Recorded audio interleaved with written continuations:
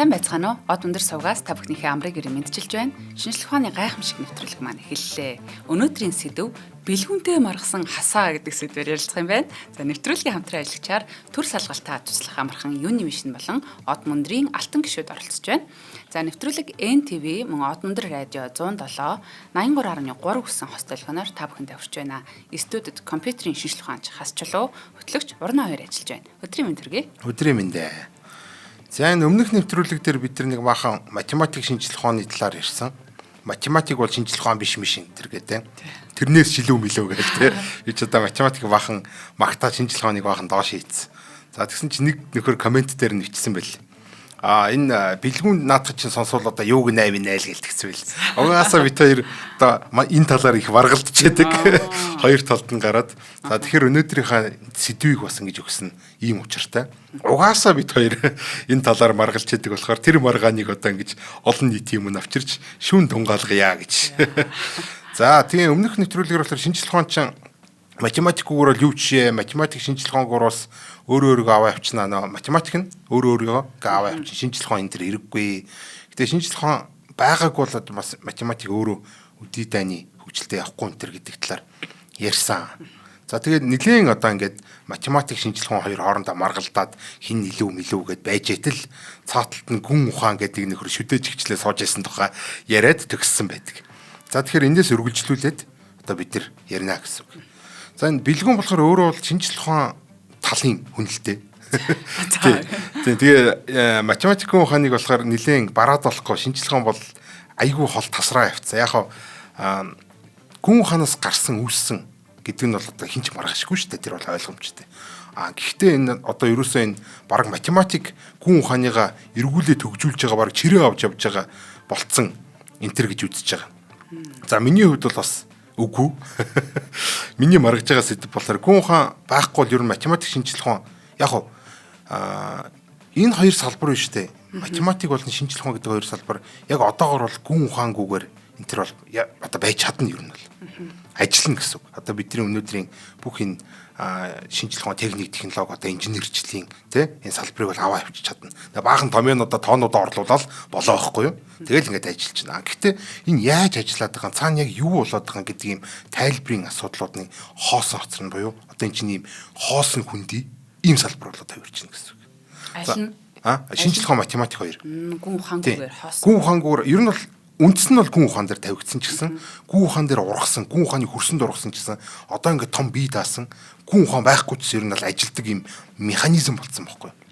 Тэгэхээр ерөөсөө математик шинжлэх ухаан хоёр бол ерөөсөө гүн ухаангүйгээр ийм механизм, машин одоо ийм багц шиг юм гэсэн. Амьгүй. Тэгээ амьгүй. Гүн ухаанд тэрт ийм ам оруулж байгаа байхгүй. Хасаа маань өмнөх дугаараар ярихдаа математик гэж зүйлийг хүмүүс зохиосон юм уу эсвэл бид нэр тэрийг одоо тий нээж илрүүлсэн юм уу гэдэг одоо талаас нь чарж болохоор нэг өсөндө тэр бол байсан тустай ертөнц гэж үтсэн тий. Миний хувьд бол одоо яг энэ санаан дээр би бол бэлгүүний бас талтай байх юм байна. Гүн ухаан тухайн цаг үед өөргөө гүйцэтгэсэн. Одоо бол тэгээд шинжлэх ухаан математик бол ингээд явчих үст гэж бас. Гэхдээ яг нь гүн ухаан математик шинжлэх ухаан хоёр бол нэлээд гайгүй хөгжсөн. Өдийтэд бол одоо аюул сайн ажиллаад байгаа болохоор гүн ухаан төдийлөн одоо энэ салбаруудад бол ингэж хөндөгдөхгүй орхигдоод байна л да.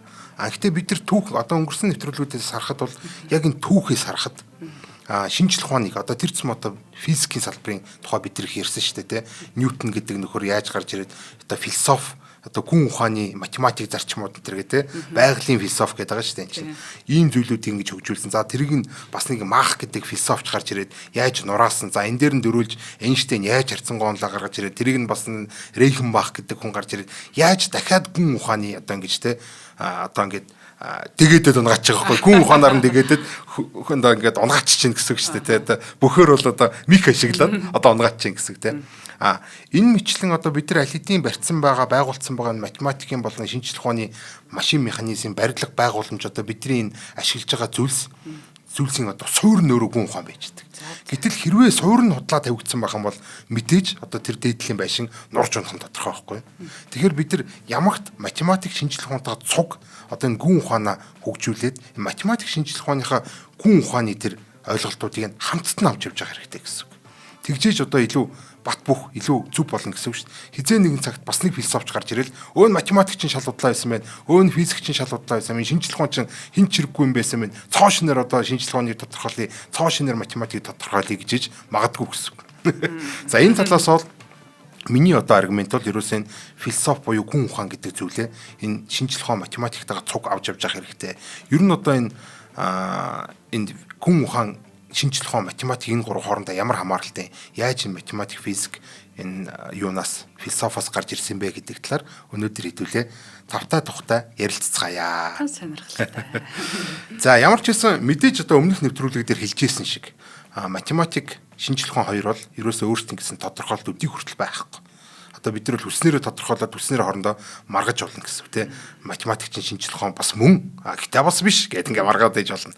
Яг энтэй адилхан яг философи ч гэсэн өөрөө яг энэ өөрийнх нь одоо энэ тодорхойлт. За дээрэс нь философи дотор математик шинжлэх ухааны юу гэж үзэж байгаа гэдгийг тодорхойлтод бүгдээрээ бас л ийм тодорхойгүй байдаг болохоор одоо бид нар бас л өөрсдийнхөө л өнцгөөс бас тодорхойлох гэж оролдоно. За дээрэс нь шүү бид нар одоо энэ нэвтрүүлгээрээ ингэж бодлоо хөврүүлснээрээ одоо нэгэсэнд нь reasoning гэдэг байгаа шүү дээ тийм. Энэ бодол хөвөрч явсаар байгаад энэ дүгнэлтүүд хийж болдог. Тэгэхээр бол бид нар ядчил гүн ухааны тэр гүн рүү ингэж бясалгаснаар одоо энэ шинжлэх ухаан математик гэдэг зүйлийн одоо мөн чанарыг бас тэмтэрч үзээд өөрөөртөөхөөр бас нэг ойлгоод ингэж дүгнэлт хийх ухаа гэж бодож байна. За математик бол ерөөсөө гүн ухаан юм гэдэг сэдвээс эхлэе. За анх хүнийг ерөөсөө за хүнийг ч биш баруун юмсыг тоолно. За хүнийг тоолох амар чухал та тий. За тэгээ газар хэмжих гэдэг тэр айгүй тийм чухал тухайн үеийн одоо тэр улс үндэстний оршин байх энэ зүйлүүд дээр энэ тоо гэдэг зүйл тоолох гэдэг зүйл энэ одоо үүсч хөгжиж ирсэн. Уг нь бол тий. Одоо ямар нэгэн гүн ухаан шаардлагагүйгээр одоо энэ амьдралын хэрэгцээгээр математик үүсч үжээ. Гэхдээ явандаа болохоор гүн ухаанчдын одоо атгыг хар саварт орж тий. Одоо нөгөө л гүн ухаанчдын асуудаг нэг алдартай асуултууд байна тий. Тоо гэж яг юу юм бэ гэл тий.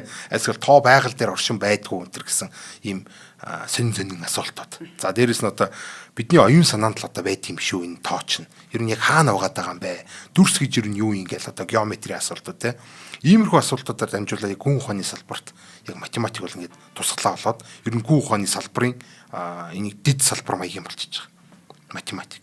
За одоогийн математикт болохоор юу үнэн гэж үзэх вэ гэж одоо үздэг. Одоо аксиомууд гэж байдаг шүү дээ. Анх геометри гарч явахдаа, за алгебра гарч явахдаа тэгээд цаашаа хөгжиж явсараа математик болоо те.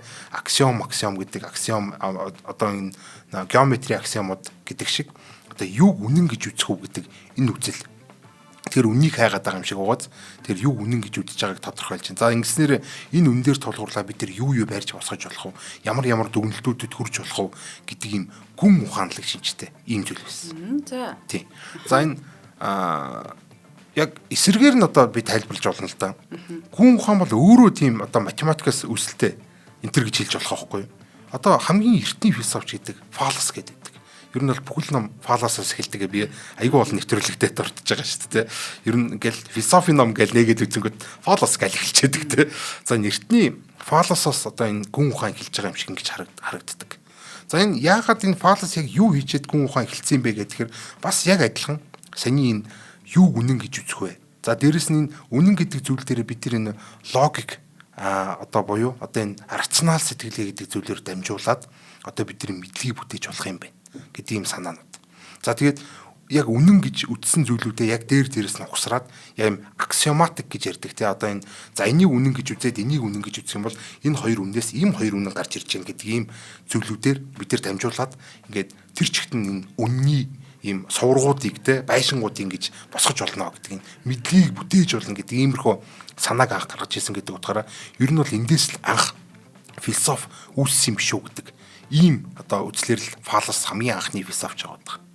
За тэгэхээр ерөөсөө эн чинь математик өөрөө юм гэхгүй юу? Анх л Фалас ч өөрөө бүр тэгсэн шүү дээ. Энэ тойрог байна. Тойрог дотор болохоор юм тэгшүнцэгт гурвалжин ингээ багтах юм бол одоо ингээд нэг төвийг дайруулж татснаа өргөн байна шүү дээ. Одоо диаметр гэж ярьдаг. Диаметрийн одоо тойрогтой огтлж байгаа хоёр цэгээс тойргийн аль ч цэг рүү одоо ингэж хоёр шулуун татгаад тэр хоёр шулуунууд хоорондоо тэгшүнцгөр огтлцсон гэдэг ийм сонирхолтой теоремыг одоо өөрөө геометри аргаар баталсан байдаг. За өөрөө хүртэлтэй энэ геометрийн аргаа одоо аксиомуудаа гаргаж ирээд баталгаагаа өөрөө үзүүлээд философч гэсэн ер нь ингэж явах хэвээр бид нар одоо ажиглал дээр тулгуурлаад одоо тий ямар нэгэн бурхан байхгүйгээр бүх юмыг одоо өөр өөрчлөн гэсэн юм оюун ухаанаар тайлбарлаж чадна гэдэг ийм итгэл өмчлөлийг олгож ирснараа яг анхны философийн үндэстэн тавьж байна. За эндээс ерөөсөө шинжлэх ухааны үндэс тавьж байгаа, математикийн үндэс тавьж байгаа, логикийн үндэс тавьж байгаа. Маш олон зүйлийн үндэс тавьж байсан болохоор эндээс философи хэлж байна, математик хэлж байна, геометри хэлж байна. Ерөөсөө энэ мэдлэг гэдэг зүйл ч одоо орчин үеийн бидний мэдлэг гэж нэрлэдэг байгаа энэ зүйл чинь бүгдээрээ энд одоо сойрон тавигдж байгаа байхгүй юу? Тийм юм байна. Бурханаас тусдаа гэж үзэж байгаа нь бас их гол шалтгаан байж байна. Тийм. Тий одоо тэр тухайн үед чинь болохоор одоо нөө бидний оюун ухаанаас хитийдсэн зүйл тэнд байжгаад бид нар юусээ тэрний тухай бодох шаардлагагүйгээр энэ байгалийн үзэгдлүүдийг чинь тайлбарлаа авчиг гэдэг ийм одоо мухар сүсгийн шинжтэй юмнууд байсан бол одоо фалаас анх гарч ирээд үгүй бидний оюун ухаан бол эдгээр тайлбарлаж чадна. Энэ одоо тайлбарлах багаж бол энэ аксиомууд энэ одоо юунууд те одоо энэ рационал сэтгэлгээ гэдэг юм чинь энэ логик гэдэг юм чинь энэ шинжлэх ухаан гэдэг юм чинь гэд ингээд гаргаж ирсэн ийм ухаантай байхгүй. Тэгэхээр ерөөсөө бид нар бол тэр тэнд л ерөөсөө гүн ухаан математик шинжлэх ухаан бүгдээрнгийнхэн суурь зэрэг тавигдсан байж байгаа гэсэн. Тийм. Ингэж ойлгох хэрэгтэй. Миний хөвд шүү. Бас энэ дээр бол маргах одоо хүмүүс бол мэдээж гарч ирнэ. Би ямар өөрөө философи мэрэгчлээ хүн биш. Гэхдээ би бол шинжлэх ухаанч мэрэгчлээ хүн. Тэр цэвэ компьютерийн шинжлэх ухаан гэхэрэн чинь бас илүү математик тал руу болохоор би аль талаас нь бас ингэж ярих эрхтэй хүн гэж одоо өөрийгөө бодож байна. Би бол философийн талаар яг сайн мэдэхгүй л дээ. Гэхдээ нөгөө сайн муу гэж хүн юу хэмбэ гэдэг юм уу те. Нэгэд үнэн гэж юу вэ энэ төр гээд тэгээд сайн ойлгохгүй байсан. Өнөөдөр сайн ойлгож авъя да. За харин яг зөв. За энэ цаашаа ингэж явах юм бол ер нь платонистууд гэж байдаг. За Платон гэдэг хүн гарч ирэл нэг идеал ертөнц математик гэдэг чинь тусдаа оршин байдаг. Дүрс гэдэг чинь одоо тэр идеал ертөнц дотор оршин байдаг юм аа тэргээд тийм сонирхолтой сонин үзлүүдийг гаргаж ирж байсан. За энэ үзэлтэй одоо ингэж дүүцдэг одоо санал хийдэг хүмүүсийн бол платонистууд гэж ярилдаг. Яг нь математик дотор бол те математик бол аль хэдийн байж исэн зүйл тий нэг юм идеал гэдэг ертөнцийн дотор аль хэдийн байж хагаад бидний тарих бол тэр идеал ертөнцийн дотор тэмтэрч явж хагаад энэ зүйлийг олцсон гэж үзэж байгаа байхгүй зохиогоогүй гэсэн үг шүү дээ байж исэн зүйлийг олцсон гэж үзээд байгаа гэсэн үг.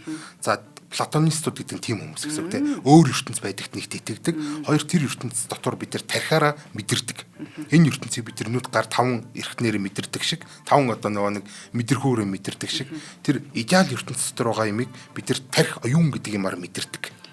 Энэ нэг тийм шашинлаг юм шиг тиймэрхүү үзэл байж болох уу?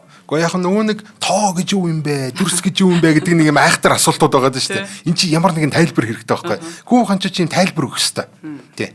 Одоо яг нь математикийн тэр шинжлэх ухаан тэр бол энэ тайлбартай тайлбаргууг нь ажиллана. Гэхдээ энэ гүн ухааны тайлбар гэдэг бол цаашдаа энэ онлын үндэс болдог болохоор энэ гүн ухааны тайлбар аюул тийм чухал байдаг байхгүй. За тэгэхээр платонистууд нь болохоор тэр идеал ертөнцийг бүр жинхнээсээ байдаг. Бараг манай ертөнцөөс илүү тийм жинхэнэ ертөнц тэргээд те одит ертөнц тэргээд байгаа шүү дээ те. Манай ертөнц бол зүгээр тэр идеал гэдэг ертөнцийн зүгээр нэг тусгалан сүүдэр төдийлэн тэр гэж ингэж үзэж байгаа байхгүй. Тий. Наадах чи юр болсон шүү. За. Нөгөө талд болохоор формалистууд гэдэг хүмүүс байдаг. За эдгээр болохоор юу гэж үзэж байгаа вэ гэхээр ер нь энэ тоо энэ одоо энэ бидний яриад байгаа рационал гэдэг байгаа чинь ерөөсөө бидний оюун ухааны бүтээл. Оюун ухаанаас л гарч ирж байгаа ургаж байгаа одоо зүйл гэж үзэж байгаа. Яагаад ингэж үзэж байгаа вэ гэхээр угаасаа одоо бидний л одоо оюун ухаан байж. За одоо нэг юу хийж болно шүү дээ.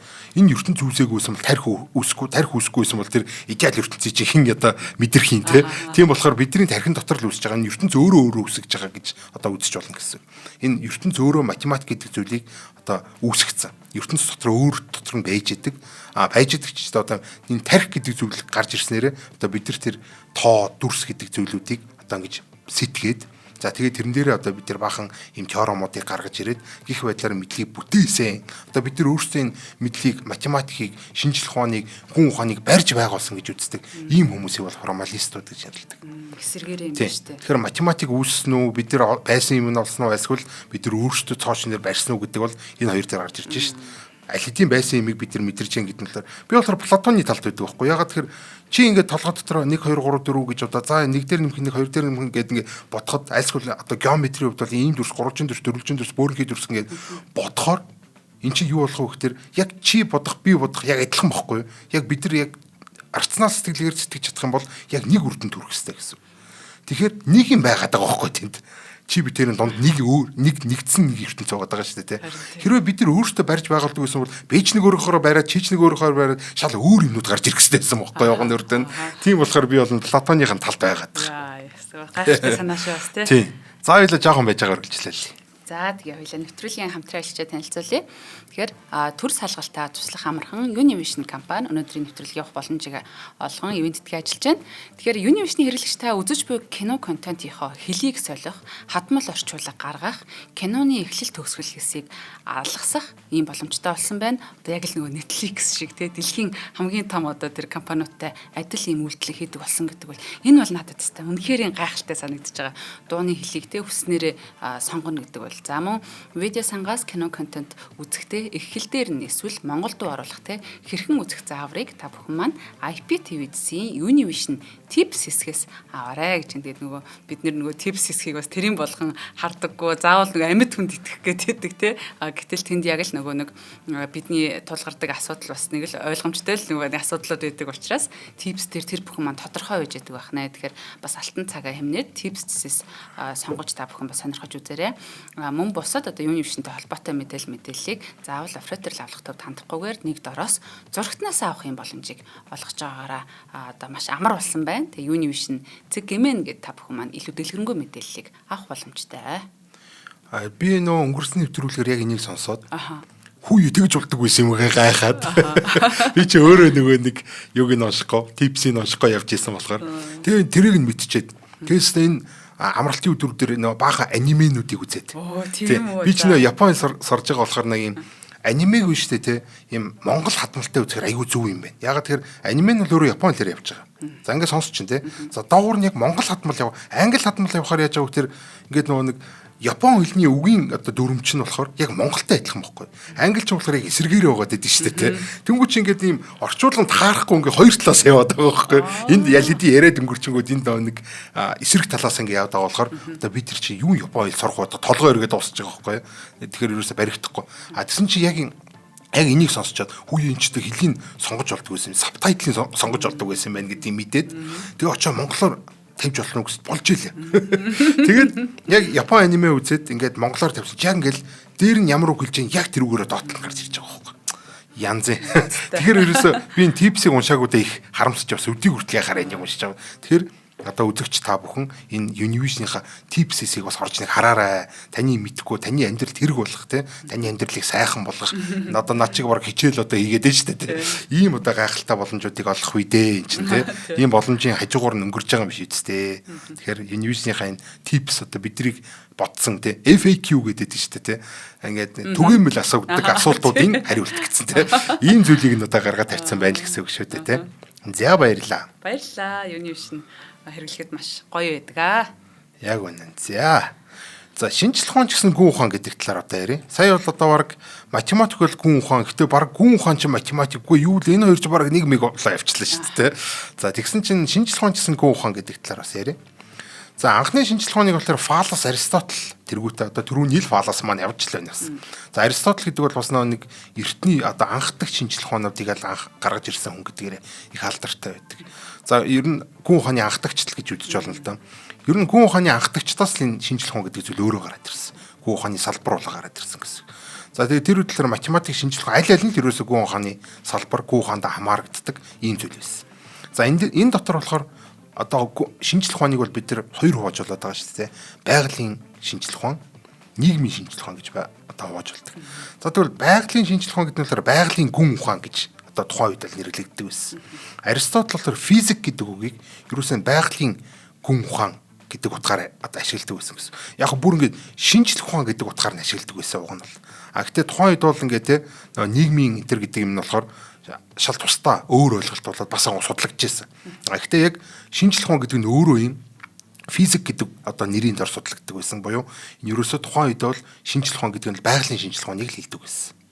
За тэгээд ерөөсөө энэ гүн ухааны салбар дотор байгалийн одоо гүн ухаан буюу одоо физик гэж судлагддаг байжээ. За энд бол ерөөсөө шинжлэх ухаанд тэр чигтээ энэ гэж үр үнцээ тавьж байгаа ийм зүйл болж байгаа.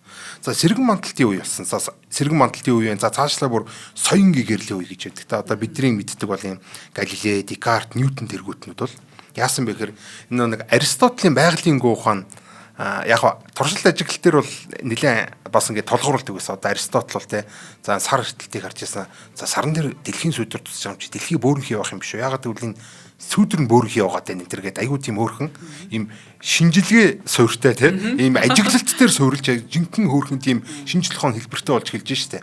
Тэгэхгүй бол ингээд наачаас сар ирчин аим шиг юм болж бурхан читгэр гээд ингэх биш. Айгүй тийм мундаг сэтгэлгээр арцнаал сэтгэлгээр ингэж явж тайлбарлаж исэн. Гэхдээ л одоо нэг математик геометртэй одоо хослуулсан гэдэг утгаараа одоо энэ Аристотлийн байгалийн гүн ухааныг л ерөөсөө гүн ухаанаас нь тэр чигт тусгаарласан. Одоо энэ Галилей гэдэг хүн бол хамгийн анх тий Өвн Аристотл гэдэг нөхөр ч удлаа яриад байдаг байсан байж та гэд те. Энийн шинжлэх ухаан гэж ямар юм бэ? Энэ айгүй буруу шинжлэх ухаан байна. Ягаад тэгэхээр энэ Аристотл ч өөрөө зүгээр ингээд туршилт ажиглал дээр тулгуурласан. Гэхдээ ямар нэгэн математик арга барил байхгүйгээр шууд ингээд туршилт ажиглалтаа гүн ухааны талаас нь тайлбарлах гэж оролддог байсан тийм. Бодлоо хэлээд байдаг. Тийм шууд бодлоо хэлээд байдаг байсан. Ингээл ийм ертөнцийн гадуур ийм тийм оддыг агуулсан бөмбөлөг байна мэн энэ төр тийм. Тэгэл ийм сэн ийм тэнгэрийн объектууд үр дүмэнх байна мэн гэд өөрийнхөө авчдаг байсан гэдэг тухайс өмнө Галилейн тухай ярьжсэн тийм. Гэтэл Галилей маань өөрөө гарч ирээд Аристотлийн байгалийн гүн ухаан гэдэг энэ салбарыг цоош нэрийн одоо дахин тодорхойлоод шинжлэх ухаан гэдэг цоош нэм гаргаж ирж байгаа гэсэн. За энэ бол баг орчин үеийн одоо юу гэж явна л да. Одоо шинжлэх ухаан гэх юм уу? Одоо ер нь бол тэр үедээ шинжлэх ухааныг одоо эн чинь бид нар дураараа ингэж те гүн ухаанаараа бодлоороо ингэж тайлбарлаж болохгүй юм байна. Бидэрт арга барил одоо юм юунууд хэрэгтэй юм. Багажууд хэрэгтэй юм. За тэр багажууд ерөөсөө математик геометри байх юм байна гэдгийг Галилей одоо ингэж хэлснээр шинжлэх ухаан цоош нь дүр төрхөө болсон гэсэн. Илүү үнэн байдаг те. Илүү одоо ажиглаж шалгаж болдог ийм те. За дээрэс нь одоо ийм илүү рационал болж яана л гэсэн үг шүү дээ те. За ингэж рационал болсоор болоор одоо Декарт цаашаа гарч ирээд одоо Декартыг бол бүгдээрээ л мэдэн шүү дээ. Угаасаа гүн ухааны салбарч гэсэн ингээд маш том төлөөлөгч байдаг те. Би бодож байна. Одоо тийм болохоор би оршиж байна гэдэг амар те оршихуун тийм асуултуудад хариулсан мундаг хүн. Гэхдээ өөрөө бас гүн ухаанчаас гадна өөрөө математикч байсан, өөрөө шинжлэх ухаанч байсан. За координатын систем гэдэг юмар алгебр геометрийг нийлүүлсэн. За тэр нөнд тэр алгебр геометрийг нийлүүлсэн координатын систем дээр яасан бэ гэхээр орон зайг тайлбарлаад ерөөсөө тэр үеийн одоо энэ шинжлэх ухааныг яаж бид нар математикаар илэрхийлэх вэ гэдгийг одоо ингэж гаргаж ирж тавьсан юм баггүй. За Галилей Галилей Декарт гэдэг хүмүүсээс одоо бүр сүүлд нь бол Ньютон гарч ирээ те. Бүр эцсийн одоо цэгийг баг хатгаж штэ те. За ерөнхийдөө энэ гурван хүн энэ сэргэн мандалт болон саяын гэрлийн үеэс Аристотлийн тэр эртний гүн ухаан орчин үеийн шинэ гүн одоо юу лээ? Эртний шинжлэх ухаан гүн ухаан дотор үйжсэн эртний шинжлэх ухаан математикаар дамжуулаад илүү мундаг болоод дахин төрөөд тэнгуүтээ одоо ингэж цоош энэ бүр ингээд тусдаа салбарлаад ингээ гараад ирсэн гэсэн. Одоо тусдаа салбар болтол нь хөгжүүлсэн биш та одоо тий. Бүр тасартал нь хөгжүүлсэн байгаа байхгүй. Энэ гурван хүн бол гүн ухаанаас салчиж байгаа өстэй тий. Тийм гүн ухаанаас одоо салаа явж байгаа. Одоо бид нар байгалийн гүн ухаан биш. Уун л чинь шинжлэх ухаан болж байна. Тэр зүм одоо энэ одоо би ч юу лээ орчин үеийн шинжлэх ухаан яг орчин үеийн физик гэж одоог нь хэлэхгүй те. Юу гэж хэлдэг үлээ. За ямар ч гэсэн тэгж хэлдэг. За ямар ч гэсэн өөрийнхөө нэг юм бие даасан одоо төрхийг олж ийн гэсэн. Гисэн хитээч заяа. Яагаад би одоо энэ шинжлэх ухааны гүн ухаан гэдэг байгаа тэр Ньютон өөрөө хүртэл одоо энэ тий өөрийнхөө гаргасан тэр физикийг тэр чигтэн тайлбарлаж байгаа номоо байгалийн гүн ухааны математик зарчмууд энэ гэж нэрлсэн байдаг. Тэгэхээр одоо эн чинь байгалийн гүн ухаан хэвээр яваад байна шүү дээ. Тэгэхээр Ньютоны хүртэл одоо эн чинь одоо байгалийн гүн ухаан гэж үзэгдэжсэн байна гэсэн. Тэгэхээр шинжлэх ухаан чинь өөрөө бас өдийг хүртэл бас ингээ тий гүн ухаан гэдэг нэрийн дороо явж исэн биш үү дээ гэдэг иймэрхүү нэг санаа авч байна. 1500 он хүртэл тэгсэн байна тий. Тэрнээс хойш тэгээд гүн ухаан гэж хэлэхдээ болцсон уу? Одоо ер нь байгалийн гүн ухаан гэж хэлвэл физик гэж яахгүй тий. Тий яг нь нийгмийн гүн ухаан орж ирэхээр бас сонирн болно л да. За ерөнхийдөө бол Ньютон болохоор өөрөө тэр нэг номон дээр зөвхөн одоо нэг байгалийн гүн ухааны математик зарчмууд гэж нэрлсэн өөрөө бас учиртай. Ягаад тэгэхээр өөрөө болохоор тийм үнэмлэхүй орон зай, үнэмлэхүй цаг хугацаа, үнэмлэхүй хөдөлгөөн гэх мэт ийм гүн ухааны шинжтэй ийм ойлголтуудыг ном дээр оруулж ирсэн байхгүй. Тэгсэндээ тэр яаж хоорондоо таталцаад байгаа, яаж хоорондоо мөргөлдөд байгаа, яаж хоорондоо харилцан үйлчлэлд ороод байгаа юм бэ энэ механикч нь гэдэг зүйлийг тайлбарлахдаа өөрөө тэр нэг координатын систем гэдгийг тодорхойлох хэрэгтэй байсан. Одоо нөө Декартийнхаар координатын систем шүү дээ тий. Нөө математик руу холбохын тулд бид нар координатын систем хэрэгтэй. За тэр координатын системийг тодорхойлохын тулд бид нар тийм идеалны гүн ухааны шинжтэй ийм хийсвэр нэг ийм координатын систем хэрэгтэй байхгүй. За тэр координатын системийг тодорхойлох гэж гүн ухаан одоо тайлбар ашиглаж байна гэсэн. Энэ бол үнэмлэхүү абсолют ийм орон зай байна. Үнэмлэхүү абсолют цаг хугацаа байна. Юунаас ч үл хамаарсан те. Ингээд өөрийн гэсэн тусдаа оршихуйтай. Ямар нэгэн тийм тэр нэг матери байна уу, байхгүй байна уу, ертөнц оршиж оршихгүй нь хамаахгүй. Энэ орон зай цаг хугацаа хөдөлгөөн гэдэг зүйлүүд бол ийм үнэмлэхүү ийм шин чанартай юм а гэж ингэж тодорхойлж байна. Би төсөөлөн бодох нь гүн ухаан. Ингэж төсөөлөн бодож иж одоо энэ тухайн Ньютоны зарчмууд нь одоо нэг математик зарчмууд ажиллах гэдэг шүү дээ тий. За ингэж тодорхойлж байгаа болохоор илүү тийм гүн ухааны шинжтэй суурь нь одоо үндэс нь гүн ухааны шинжтэй. Тэгээ тэрэн дээр одоо тэр гүн ухааны фундамент дээр аваачаад ингээм бүхэл бүтэн физик гэдэг механик гэдэг зүйлийг босгож байгаа байхгүй. А өөрөө болохоор цоошин математик ашигласан калкулус гэдэг. Гэхдээ яг тэр номон дээр үчигт бол геометри арга ашигласан байдаг байхгүй. За нэг иймэрхүү. За энэ цаашаа явах юм бол нийгмийн гүн ухаан гэдэг юм гарч ирнэ. Одоо нөгөө нийгмийн гүн ухаан ч ачаа. Шинжлэх ухаан гэдэг жоохон дотроо байгалийн бол нийгмийн байх хэрэгтэй шүү дээ. Энэ ч бас ямар учиртай юм бэ гэдээ бас гайхчихж магадгүй. Бас л дахиад л Аристотель гарч ирж байгаа. За Аристотелийн тухайн үед болохоор улс төр ёс зүй өнтер гэдэг одоо нэрийн дор одоо хүний нийгмийн гүн ухааныг хөгжүүлж ирсэн.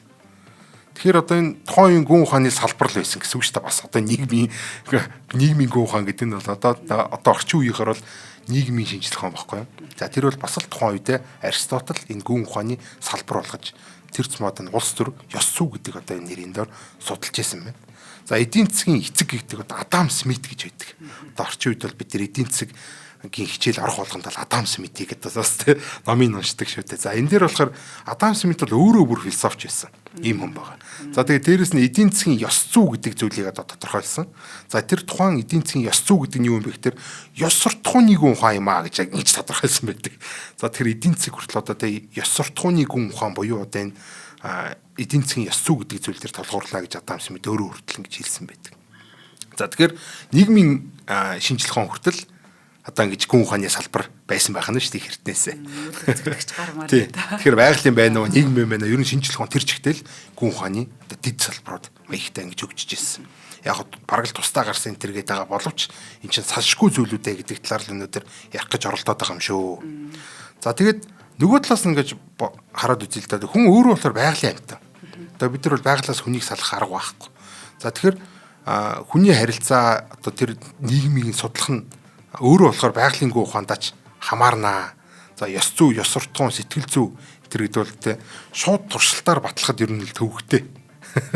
Тэгээ байгалийн гүн ухаанаас одоо байгалийн гүн ухаан одоо тэрийг судалж чадахгүй шүү дээ чинь баригддаггүй зүйл юм чинь одоо хэмжигддэггүй, ажиглагддаггүй зүйл юм чинь одоо ёс суртахууны гүн ухаан гэдэг зүйлд хамаарч исэн гэдэг утгаараа ерөөсөө энэ одоогийн бодоо нийгмийн шинжлэх ухаан бол одоо энэ шинжлэх ухаан дотор тусдаа салбар болон гэж төгжижсэн байна.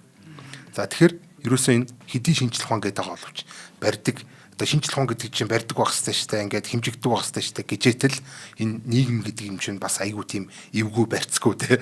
Одоо бид нар өөрсдөө онлоо зохиогоод бид нар өөрсдөө ажиллаж чаад ийм юм шүү гэхээр тэр нь тийм биш болж таарч мардаг бас нэлээ эвгүй салбар шүү дээ. Бас их сони юм байна. Тэгэхээр илүү бүх юмний цаана гүн ухаан байх гэдэг те. Тэгэхээр мөнгө гэдэг чинь өөрөө хийсвэр зүйл байх жишээ нь тийм тийш дээ яг үнэ өстой гоё хэллээ. За нэг иймэрхүү. За тэгээд одоо цаашаа авъя. За математикуу шинжлэх ухааны талаар өмнөх нэвтрүүлгээр нэг тийм ярьсан. За тэр яг нь нэлээд бас текстүүлсэн зүйл дээ. Одоо нэг математик бол шинжлэх ухаангүйгээр оршин байж чадна. Шинжлэх ухаан бол математикээр оршин байж чадахгүй гэдээ хэлээ хэлсэн. За тэгсэн чинь бол зарим хүний бас оор нь хөрсөн баг те. Юу яриад байгаа наа шинжлэх ухаан гэдэг юм чинь математик байхгүй ч гэсэн уг нь ажиллана гэдэг. Тэгээ уг нь бол одоо бид нэр ажиглаж шинжилнэ гэдэг чинь заавал математик байхгүйгээр бид нэг ажиглаа шинжилж болно шүү дээ ер нь бол. За одоо жишээлбэл дарвины хөвслийн онолыг хөтөл л да. Даруй морин ч нэг амар математик энэ төр гаргаж ирээл те. Тэр хөвсөл өмслийг тайлбарлсан юм биш шүү дээ. Байгаль дээр үж байгаа баахан юм сүзэгдлүүдийг нэг амьтдуудыг чинь гадна талын төрх одоо хаана амьдарч जैन яаж амьдарч जैन энэ төр гэдэг юмнаас нь одоо харж агаад тийм логикоор яг үн тийм яг юм гүн ухааны шинжтэй байгаа байхгүй тий.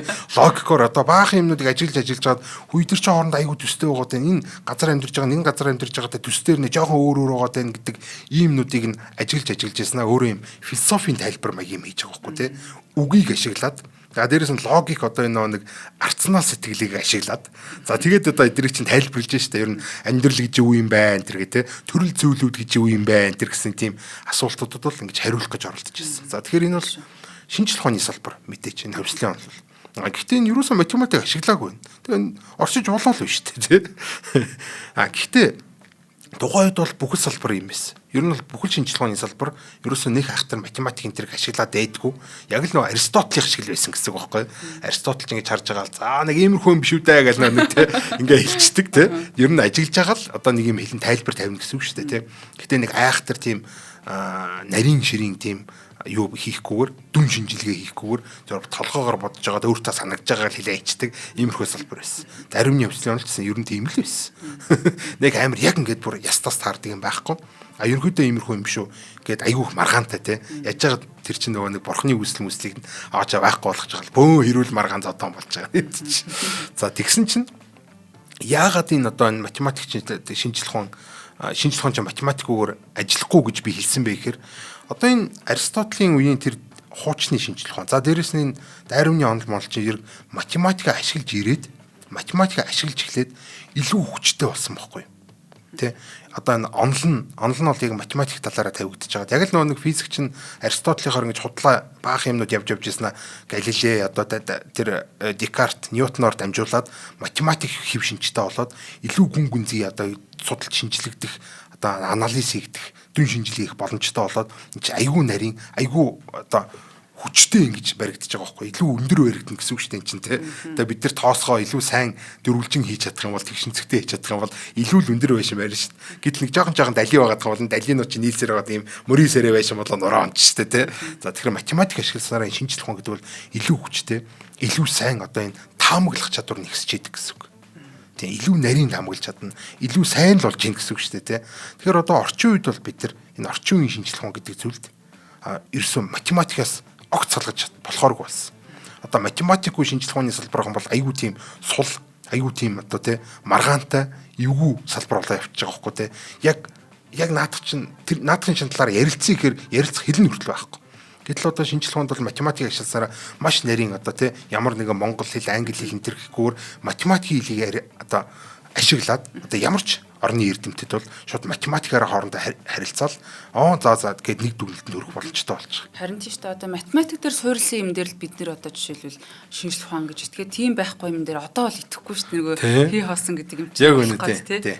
За ойлоо жоохон байж байгаа үргэлжлэе. За нэвтрүүлгийнхаа хоёр дахь хамтран аялагчийг танилцуулъя. Тэгэхээр яг одоо хоёр дахь хамтран аялагч маань бид нарыг ажиглаад сууж байна.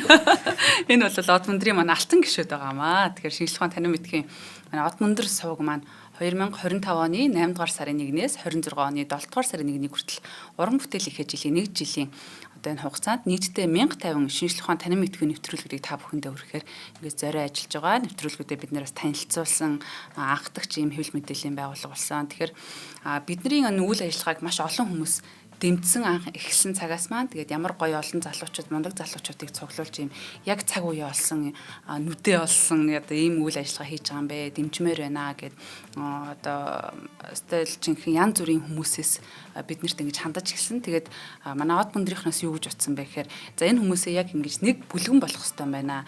Энэ хүмүүс маань нэг дор байж ах хэрэгтэй байна гэж үзээд энэ алтан гишүүн гэдэг хаалттай юм группийг үүсгэсэн. Тэгээд алтан гишүүд маань яадаг вэ гэхээр одоо энэ мэтчлийн нэг нэвтрүүлгийг та бүхэн маань 100 төгрөгөөр үнэлээд нийт 100 мянган төгрөгийг буюу жилийн төлбөр гэж ойлгож байна л та. Манай бүх нэвтрүүлэгч YouTube дээр үнэгүй байдаг. Үнэгүй үзэж болно, мөнгө өгөхгүй байж болно тий. Гэхдээ зарим хүмүүс бол бид нарыг ингэж дэмжиж өөрийн гар биеэ оролцох юм хүсэлтэй байдаг. Тэгээ тэр хүмүүс маань алтан гишүүн болдго юм аа. Тэгэхээр одоо алтан гишүүдийн маань оруулсан хөрөнгө оруулалт бол манай Од мөндрийн үйл ажиллагаагийн яг одоо тий ус агаар мэт ингэж хэцүү үед нь түвш тулдаг одоо тийм чухал дэмжлэг байдаг. Тэгэхээр яг одоо үзэж байгаа хараахан алтан гишүүн болж үзээгүй хүмүүс маань ч гэсэн өнөөдөр алтан гишүүн болох боломжтой. Тэгэхээр ямар данс руу шилжүүлэх вэ гэхээр Худалдаа хөгжлийн банкны 94,000 гэсэн IBAN дугаартай 4191 тэг 4 518 гэж одоо дэлгэцэн дээр гарч байгаа. За энэ данс руу та бүхэн маань өөрийн Facebook нэр болон утасны дугаараа бичээд шилжүүлэхийн эзэмшигчийн нэр нь Од Мөндөр танин мэдхийн сувг гэж байгаа. За тэгэхэд мөнгөө шилжүүлсний дараа тухайн өдөр нь ч юм уу ер нь тэгээд маш хурдхан л одоо таныг дээр алтан гишүүн групп руу таны утас руу залгаад манай менежерүүд маань алтан гишүүн гэсэн группт маань оруулж өгдөг юм аа. Тэгээд биднийг үргэлж дэмжиж одоо санал хүсэлтэд хэлж байдаг. За одоо лайваар үзээд те өдөр болгон бид нар бас нэвтрүүлэг дээр гоё алтан гишүүттэйгээ ингэж ярилцдаг. Тэгээд одоо баг нэг ажлын нэг хэсэг болж байна те сонирхолтой байдаг. Тэгээд та бүхэндээ маш их баярлалаа. Тийм. Одоо бид хоёрыг бол ингээд нэг эфир дээр нь байж байгаа болохоор бид хоёр л суугаад байна гэж боддог юм шиг. За энэ ард бол мэдээж одоо найруулагч маан сууж байна те. Одоо бид 3 нэвтрүүлэг хийж байгаа болохоор бас үгүй ээ. Алтан гишүүдтэйгийн цог одоо ингээд нэвтрүүлэг хийгээд одоо ингээд те нэвтрүүлэг эхлэхийн өмнө бид нар бол ингээд эрцээ үрдгээ явчихдаг. За оги Батөлгийн хоёр гээл те. Тэгэл одоо бүгдээрээ орж ирэл. За одоо би ярьж ирсэн байна. Яс ийсэн. За сон сайхан юу вэ? Энд чинь бас зөвхөн одоо Монголд ич дэлхийд даяар тархан суурьсан. За дээрэс нь одоо шинжлэх ухаан танин мэдхүүд юм сонирхолтой ийм хүмүүс байдаг болохоор энэ дундаас бас сонирхол нэгтэй хүмүүсийг хайж болоход маш хэлбархан тий хоорондоо бас ингэж гүн гүнзгий яриа өрнүүлэх юм сонирхолтой юм одоо гоё мэдрэмж төрүүлдэг. Дээрээс нь бид нар чинь нийлж байгаа янз бүрийн ивентүүдийг хийн тий. Ста гоё ийш тийшээ явна тий. Аялна маялна гэд янз бүрийн олон төрлийн одоо сюрпризүүд. За ирээдүйд юу гарч ирэх одоо бид нар таашгүй. Тэгээ ямар ч хэлсэн одоо алтан гишүүн болж амжаагүй хүмүүстэй алтан гишүүн болоорой алтан гишүүн гэдэг ингрийн тэмдгээр ингрэм ялалгаж бусад хүмүүстэй гайхуулаарай гэж тий одоо ингэж өрья за дээрэс нь алтан гишүүтэй мэдээж баярлаа. За саяны нэг юун дээр нэг ганц юм хэлчихье. Нийгмийн болоо авч нэг математикуу шинжлэх ухаан гэдэг хэлсэн шүү дээ тий. За тэрэн дээр болохоор ингэж байгаа.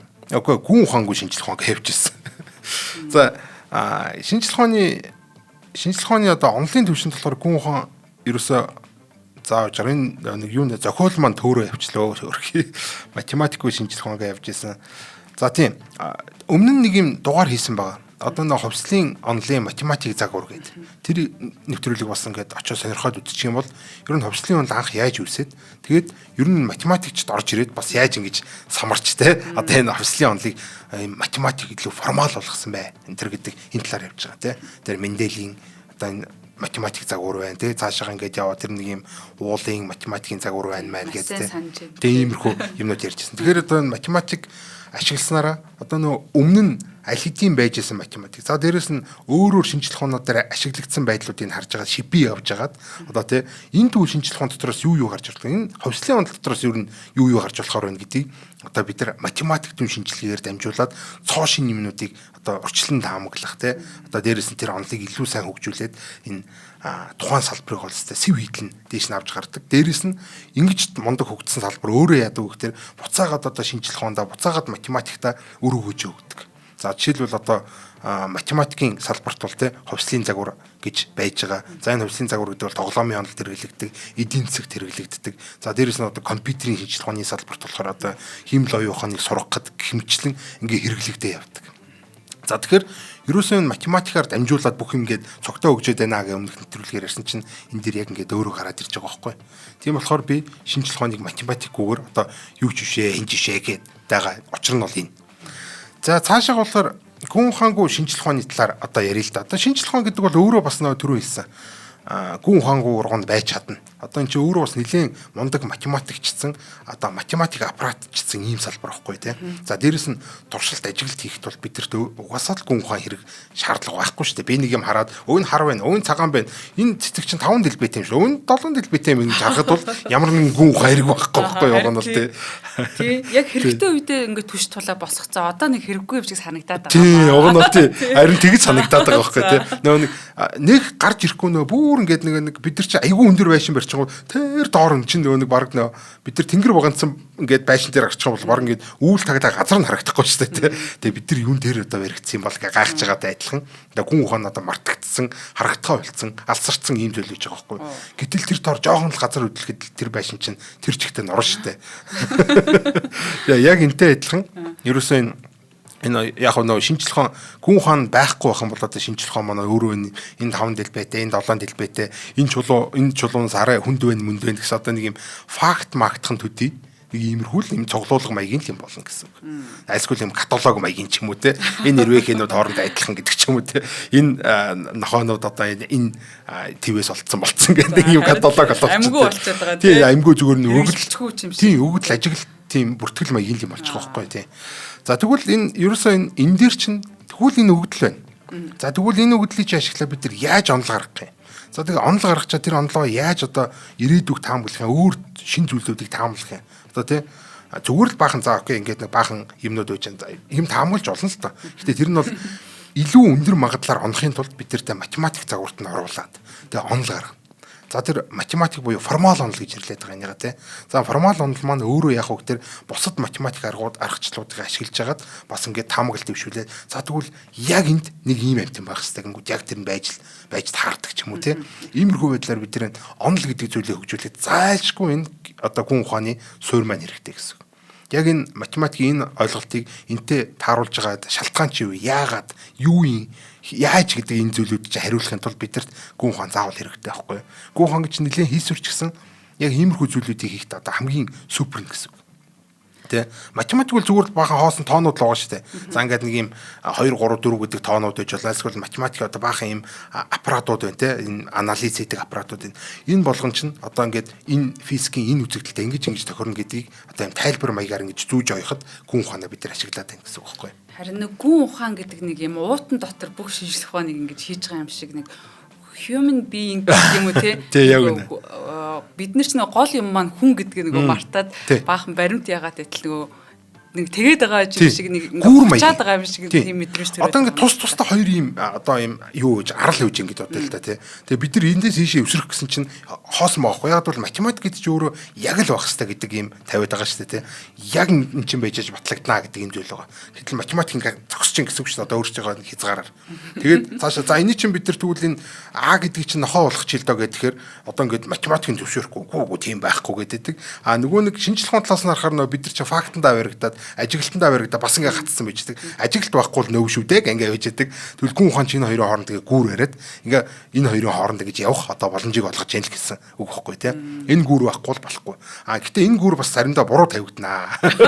Тий. Одоо жишээлбэл одоо өмнөх бас нэвтрүүлгүүдээр ярилцсан одоо өмнө бас яасан түрүүн хэлсэнчлэн тий. Энэ Ньютон гэдэг хүн одоо шинжлэх ухааныг математикаар тайлбарлах гэж одоо физикийг математикаар тайлбарлах гэж оролж исэн чинь Мах гэдэг философч гүн ухаанч гарч ирээд одоо онлын тэр чигт нь байхгүй болгоод за тэр Эйнштейн тэр Махын санаан дээр толгуурлаа харьцангуй онлоо гаргасан байсан чинь Рейхенбах гэдэг одоо бас гүн ухаанч гарч ирээд гүй наад ч одоо бас Ньютоныхаа санааг ялгаагүй юм шиг өтер гэд ингэж тавиад одоо тэр нэг юм гүр тавьсан байсан чинь өөр нэг гүн ухаанч гарч ирээд наад гүр чинь буруу юм биш ийм гүр тавьбал зүгээр юм байна гэсэн чинь өөр нэг гүн ухаанч гарч ирсэн гүй наад чинь хэрэггүй энэ чинь хуучнаар байсан болох байсан биш тэгээд аль нь л үйж болох юм байна энэ төр гэж янз бүрээр ингэж бас нэг тэр одоо хүртэл бидний итгээд ингэ байж байгаа манай Эйнштейний харьцангуй онол хүртэл одоо харьцангуй тусгай онол гэдэг байгаа шүү би. Ерөнхий онол гэдэг бол тусдаа тий. Харьцангуй тусгай онол гэдэг бол ерөөсөө бас л нэг жоохон юм гүн ухааны төвшөндөө нэг жоохон юм салгалсан гүр маяг юм байж байгаа байхгүй юу. Тэгээ энийг манай Эйнштейн бол анзаараад энэ манай гүр чинь угаасаа Ньютоныхтай адилхан л одоо ийм салгалсан л гүр байсан юм байна те. Энийг өшөө сайн болгохын тулд бид нар юу яах хэрэгтэй юм бэ? Өшөө сайн гүр барих хэрэгтэй юм гэдэгт анзаараад яг тэр философийн тэр Рейхенбах гэдэг хүний санаан дээр толгоорлаад тэр харьцангуй ерөнхий онолоо гаргаад тэр нь одоо бүрэн бүтэн онол болсон ийм төвхтэй байдаг. Тийм. Тэгэхээр ерөөсөө Эйнштейн бол өөрөө гүн ухаанаар дамжуулж харьцангуй онолоо гаргаж ирсэн. За дээрээс нь гүн ухаанаар дамжуулж харьцангуй онолоо илүү сайжруулсан гэсэн. За тэгэхээр ерөөсөө гүн ухаан гэдэг зүйл бол дандаа цуг явж байгаа үстэй тий. Тэгэхээр одоо хүртэл ингээ хуучраг. Одоо би одоо гүн ухаан хийгээд шинжлэх ухааныг бас няцаах тэр суурьаар нь гэж шинжилж явж байгаад янз бүрийн няцааж болно. Би харин одоо философчдод гэх юм уу нэг тэгж айхтар За тухайн үед л хэрэгтэй гэж боддог. Одоо тиймэрхүү хүмүүс бас байгаа л ах тэрний төлөөлөлгөө би бодчих л та. Гэтэл нөгөө философч гэдгийг хараад заавал нэг математикч ч юм уу те гүн ухаанч гэдгийг хараад ингээд нэг шинжлэх ухааны нэг мундаг том юм заавал явж идэг. Тэгэхээр энэ те бас нэг хоосонгүй энэ шинжлэх ухаан гүн ухаан хоёр нэг ч юм шиг ингээд хамт хүмүүсийн нөгөө тайтлаар бас яваад байдаг шүү. Тий. Тэгдэг те нэрэ. Дандаа л нэг гүн ухаанч бол математикч, гүн ухаанч бол философч гэнэ физикч гэж явж байдаг. Яг үнэ. За энэ одоо стажинг математикийн бодох хоёр. Энэ яагаад математик тэгвэл одоо математик ер нь гүн ухаантай ямар холбоотой энэ төр гэдэг талаар бас ярьж байна. За ер нь бол математикийг ингээд нэг юм сонир мим байдаг. Одоо та нар анзаарсан бол нэг юм биологч ингээ инээдсэн сууж идэг ингээ биолог гэсэн. Ингээ инээдсэн сууж арталт нь биолог гэдэг нэг нөхөр ингээ инээдсэн сууж идэг байхгүй. За арталт нь ингээ буу тулгацсан нэг нөхөр хим гэсэн тий. Хим болохоор тэр ингээ буу тулгачаад биолог бол ердөөл одоо хэрэглээний химээ гэсэн байж байгаа байхгүй. Одоо биологийн араас буу тулгацсан. Чи бол зүгээр хэрэглээний хим штэ гэдэг хим штэ өөрөө тий. За тэнгуүтээ араас нь тэгсэн чи дахиад ингээ буу тулгацсан нөхөр байж байгаа. За тэр нь болохоор физик байхгүй. Хим чинь одоо өөрөө зүгээр одоо хэрэглээний физик штэ гэдэг тийм ингээд сууж байгаа. Зөв. Тэгсэн чинь нөгөө нэг бүр ингээд дээдлийн ингээд тагтан дээрээс нэг юм нөхөр ингээд том буу ирсэн. Математик бол одоо тийм нөгөө физик бол ерөөсөө хэрэглээний математик юм а гэсэн тэр математик байхгүй юу. Ингээд одоо нэгнийгээ та чи бол зүгээр миний юу доотлол гэсэн үг штэ тийм. Хамгийн ард нь гүн ухаан байгаа юм байна. Яг үнэ тийм. Тэгсэн чинь бүр гадаа нь уулан дээрээс юм доронтой буу ирсэн. Гүн ухаан байж. Математик бол зүгээр хэрэглээний гүн ухаан юм а гэсэн ингээд сууждаг. Тэгсэн чинь сансарт нэг аврах том тэрх үйждэг байхгүй юу. Тий. Ийм лазер юм боо мота тарих. Тий. Тэгсэн гүн ухаан бол зүгээр тархины бодол буюу одоо тарих бол ердөө биологийн бүтээгдэхүүн юм аа гэсэн. Эргээд биолог дээр очиж байгаа байхгүй тий.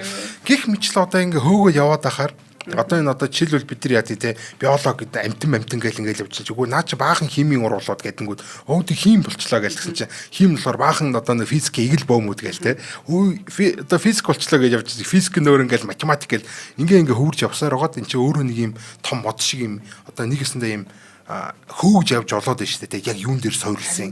Тэр гэдгийг харж юм чи бүгдийг хэлсэн юм биш үү? Тий яг үнэ тий.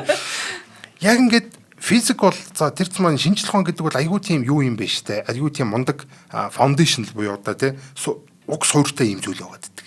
Тэгээ математикч нөөцийг харсан юм. Бидний уг цаана явж байгааг харсан чинь тэрүүгээр нэг салан задгаа юм байж. Нэг баахан салбарт нэг энд хоорондоо ямар ч холбоо авахгүй ингээд нэг юм асгасан шагаа шиг те ийм болцсон байж байгаа байхгүй. Энэ шуудан дисэн хүргийн ивэр шиг юмнууд байж байгаа байхгүй те. За нэг ийм математик гэсэн ингээд те. Нэг тэрүүгээр нэг яг альныхаа дотор ордын яг альныхаа альны юуны гэдэг те. Тэгээд ерөнхийдөө болохоор 1910 оны үед болохоор Бертранд Рассел, Альфред Уайтхед гэдэг хүмүүс болохоор энэ математик зарчмууд гэдэг ном гаргасан. Одоо яг л одоо Ньютон ч нөө физикийн одоо физик механик байхгүй. Байгалийн ухааны математик зарчмууд гэдэг одоо тий байгалийн гүн ухааны гэдэг байгаа шүү дээ. Байгалийн гүн ухааны гэдэг нь л байхгүй зөвхөн математик зарчмууд буюу одоо математикийн хувьд одоо принципиа гэдэг номыг мэдсэн. За энэ ном дээр болохоор ер нь саяны нөгөө нэг талаар нэг шагаа шиг тараад огцсон баахан математикуудыг яаж одоо бид нар нэгэн үндэс дотор нэгтгэх вэ тий энэ чинь баг шинжлэх ухаанаас доор юм болцсон юм биш үү гэдэг иймэрхүү юм болоо явцсан. За тэгэхээр энийг нэгтгэсэн.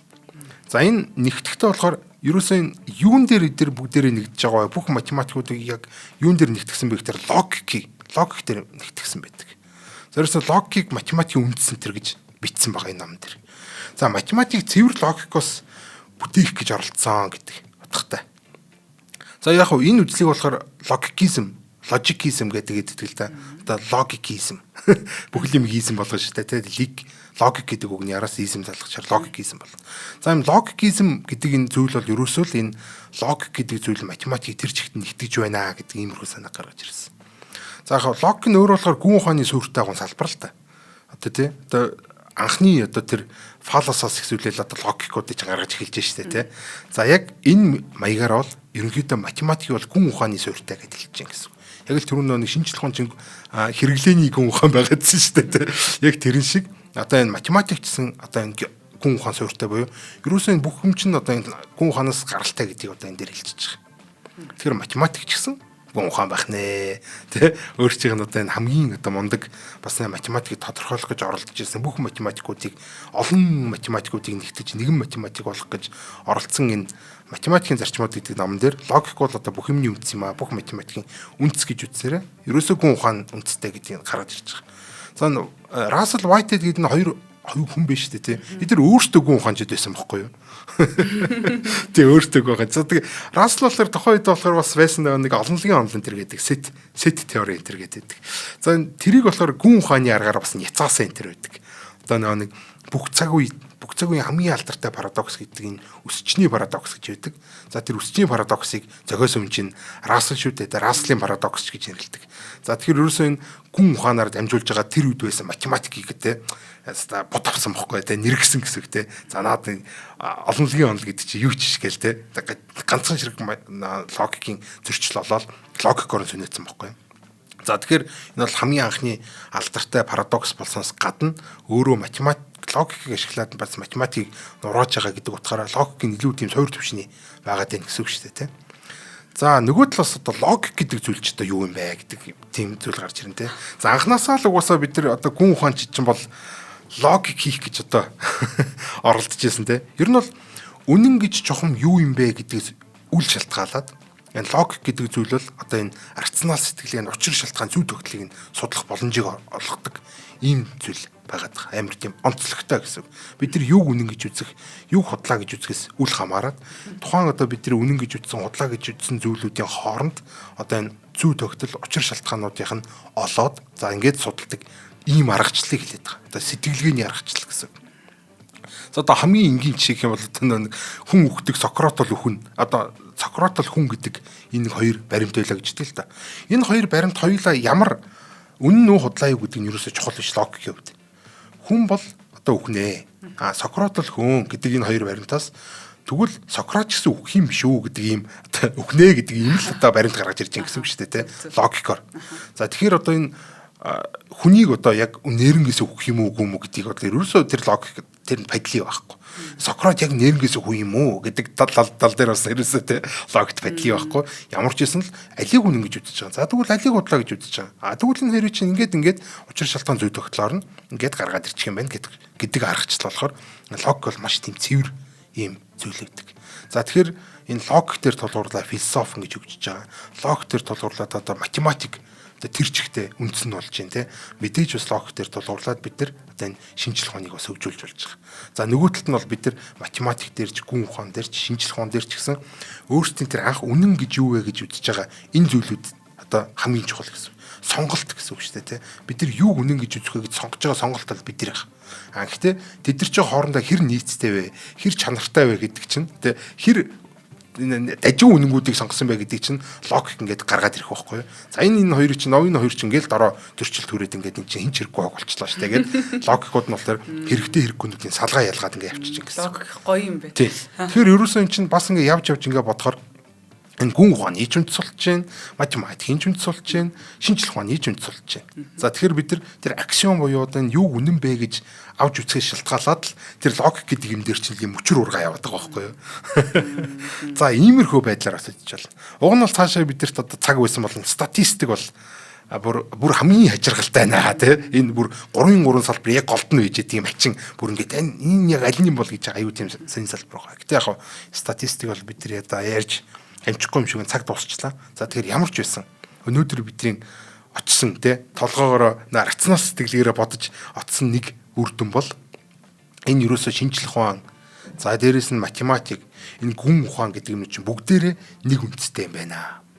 За тэгээ дээрэс нь бүгдээрээ баг юм логик гэдэг ийм ганцхан мөчрөө сургасан, одоо үндсээ сургасан, ийм олон төрлийн мөчр болсон, ийм нэг мэдлэгийн том мод юм биш үү гэдэг иймэрхүү санааг одоо би хөрөх гэж оролдлоо.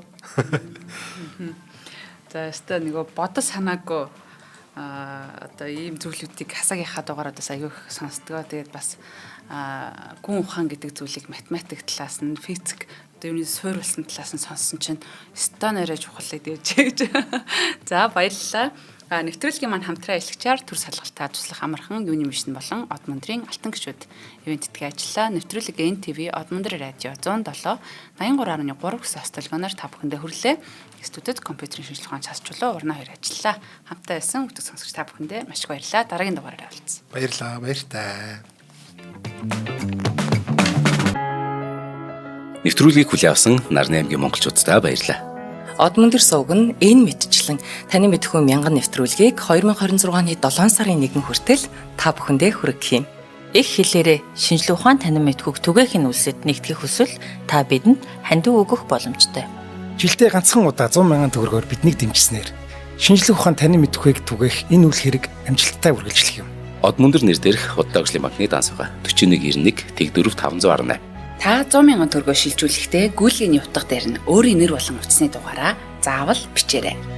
100,000 төгрөг хандалснаар од мөндөр сувгийн алтан гишүүн болох юм а. Шинжлэх ухаан танин мэдхгүй Монголд ялах болтугай.